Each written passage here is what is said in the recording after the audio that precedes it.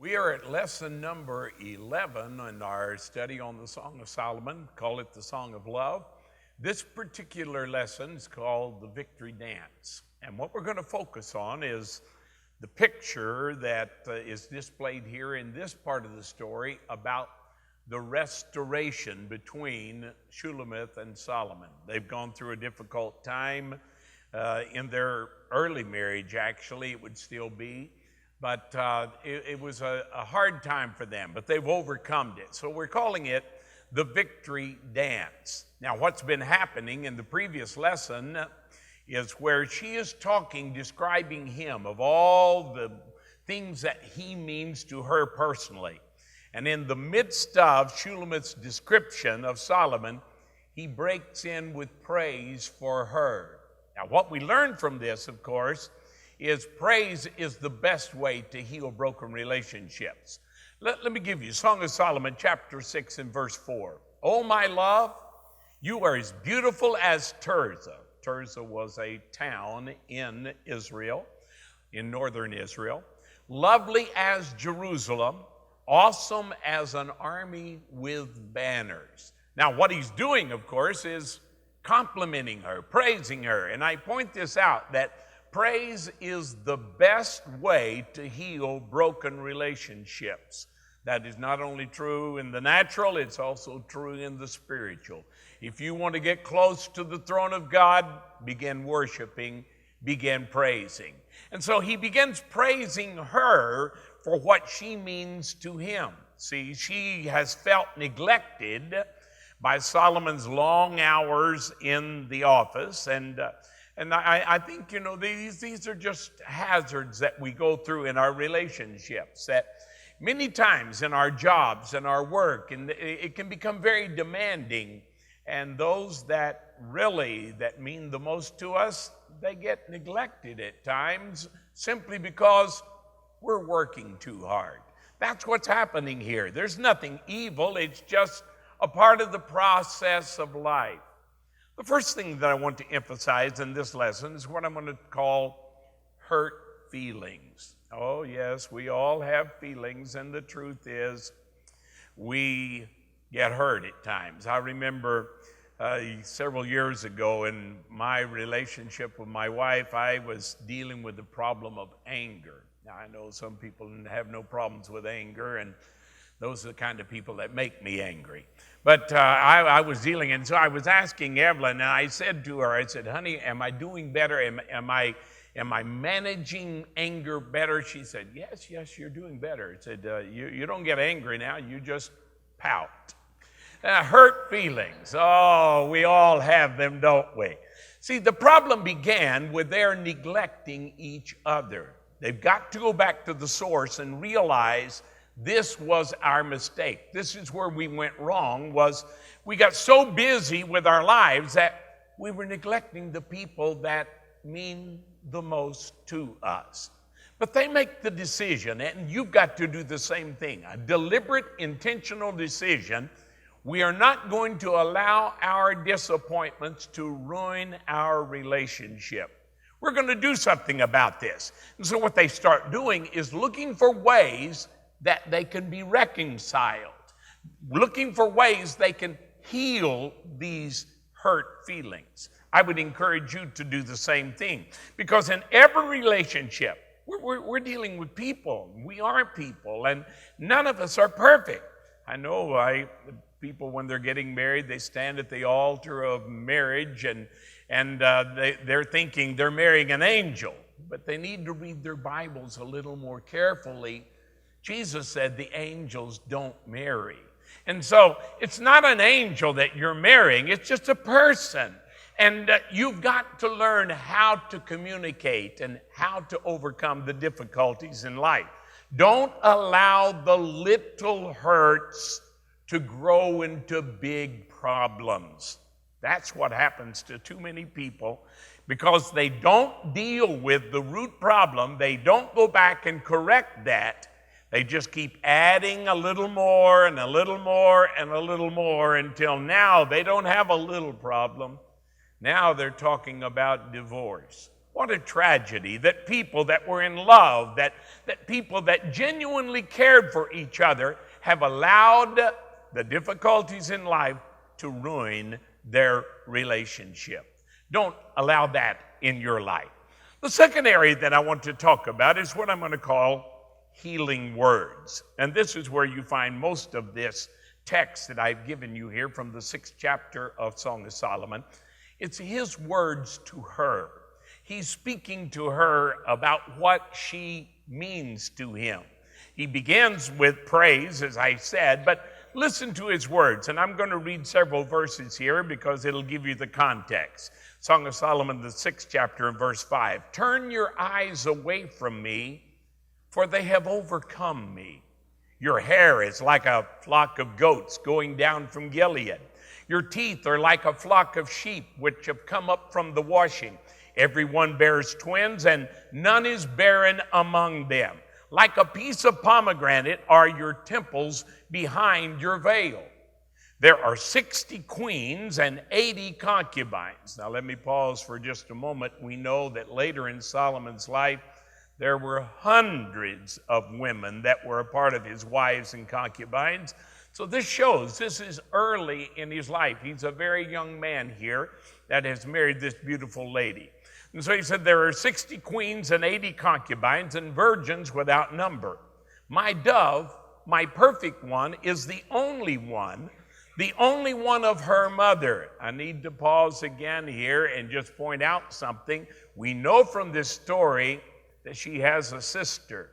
So what is he saying when he's saying that? He's just using the expression here to show how special she was in her relationship with her mother. You cannot take that statement literally that she did not have any other sisters, because you'll find in chapter 8 she did have a sister. He continues saying she is the favorite of the one who bore her. The daughters saw her and called her blessed. The queens and the concubines, they praised her. So what Solomon does, he begins using word pictures to compliment his wife. I will point out something. I noticed that Solomon is using some of the same illustrations, examples, allegories that he used when they got married. He's using the same words of praise. And the reason I make a point of that is because I think sometimes we as men think, well, I've said that before. I need to come up with something new. The truth is, we're not that creative that we can come up with something new every day. So if it has meaning to you, if you really mean it, don't say it if you don't mean it, but if you really mean it, there's nothing wrong with repeating words of praise. And so this is what he's doing. The same words of praise, many of these that he says, are the same words that he had used on their wedding night. Now what this shows is his love has not changed toward her. We may have gone through a difficult time and we may have had some problems, but my love is still the same for you. I love you the same as always. But I note something here. He's very careful not to say anything that she might consider sensual. For instance, he intentionally or specifically does not mention her breast. Now, why would he do this? The reason he does this, excuse my voice, is she would be offended if she thinks he wants to make up with an act of sex. Now, I need to explain what I'm saying here, because the truth is that so many times we as men, trying to express our love to our wives, we send out mixed signals.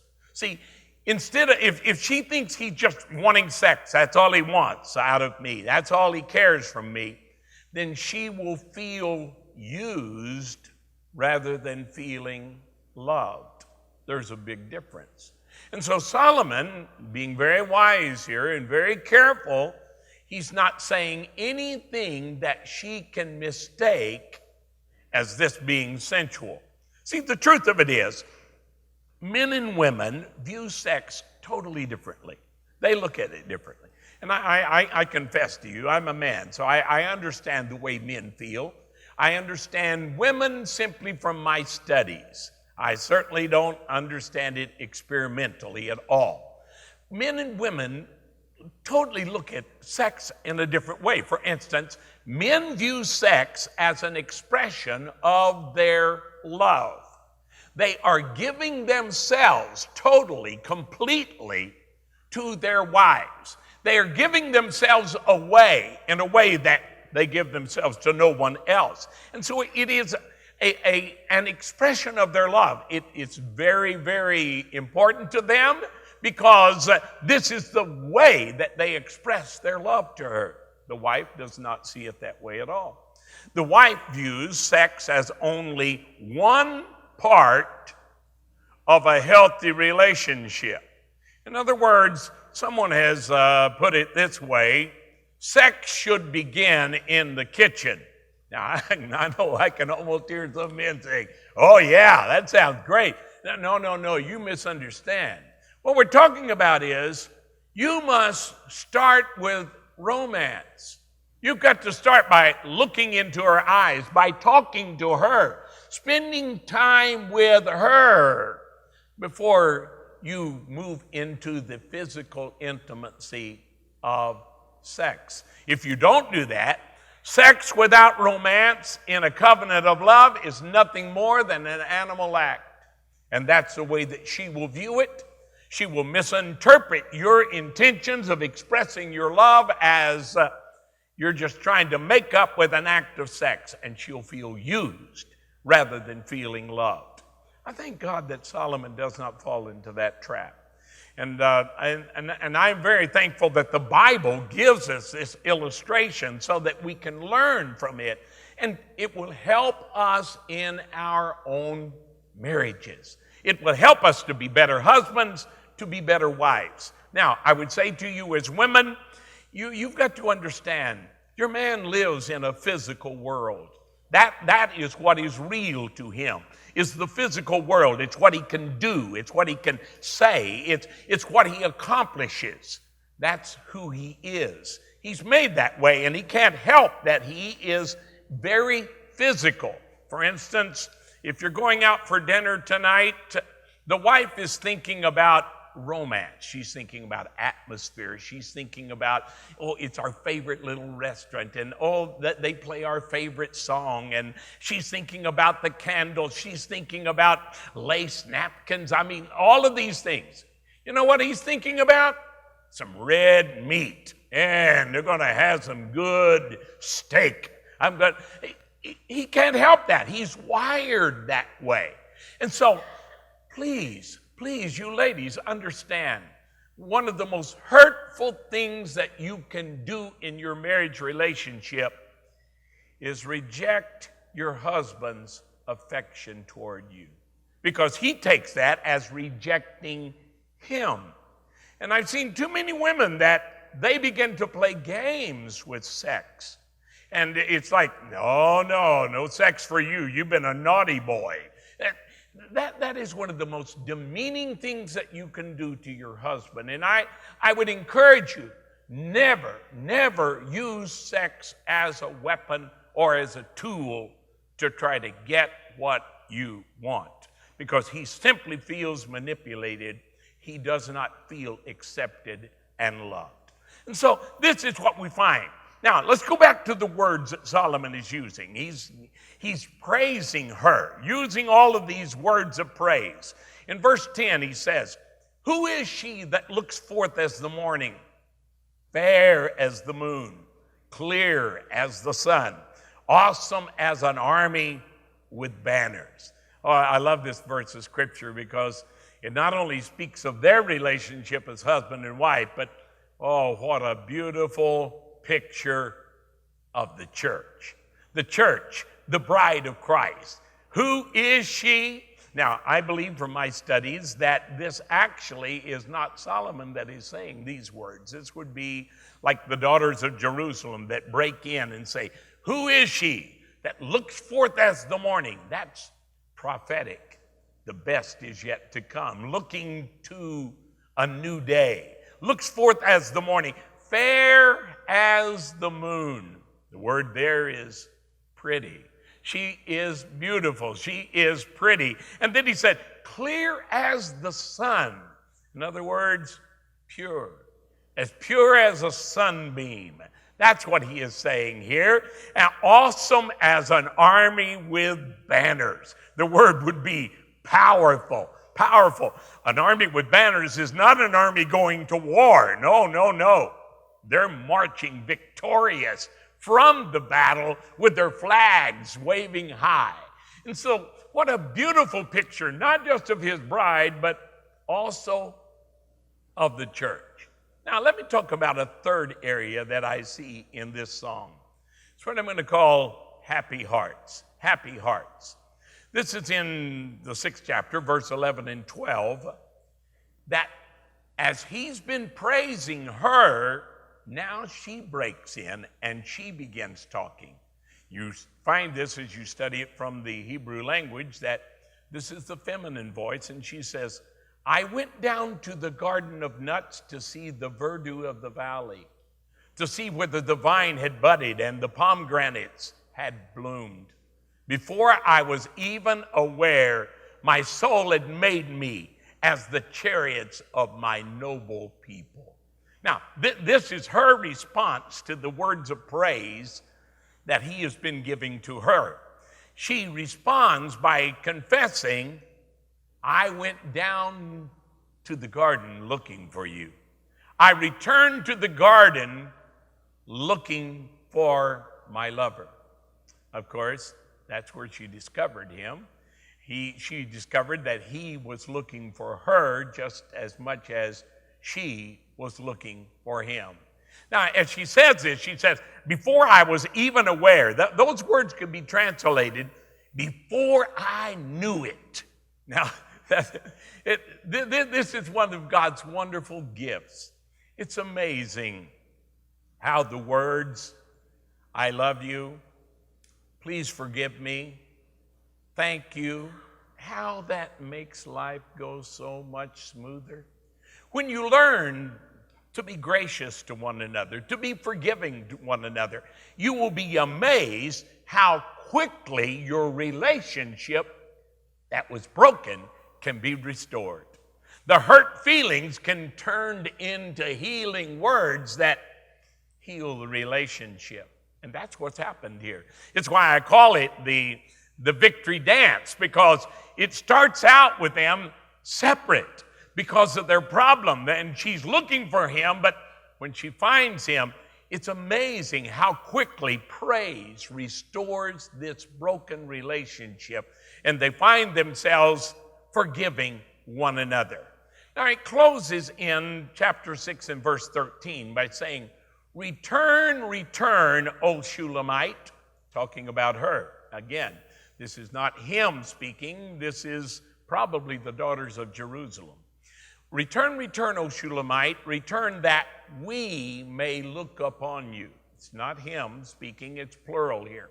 We may look upon you. And she responds to that and said, what are you going to see in the Shulamite? As it were, the dance of two camps. Now, it's very important to study these words, to know where they come from and what they mean. When they're saying return that we may look upon you, she is saying, why do you want to look at me? You know, I'm just the shepherd girl. She's forgetting what love has done in her life. That love has elevated her from being a shepherd girl to being the queen of Israel. Now, just as she asked that question, I think many times you and I ask the same question. As Christians, as believers, because we know we are not perfect, we know that we make mistakes, we know we do things of which we have to ask for forgiveness. What is special about us? I tell you what is special about us. Jesus Christ loved us enough to die for us. That's what's special. It's not that we were special in ourselves. It's because his love, his choice for us has made us special. Now, when they talk about this dance, and they said the dance of two camps, that particular word that's found there is only found one other place in the Bible, and it's back in Genesis, the 32nd chapter, verses 1 and 2, where Jacob has met with God, and his name has been changed to Israel. And the next morning it says in Genesis 32 and verse 1 that the angels of God met him, and Jacob said, there are two camps here. In other words, he's talking about his natural camp, his family, his wives, his children, and then the angels of God. Let me share with you, the same is true in our lives. Don't you ever forget it. There are two camps.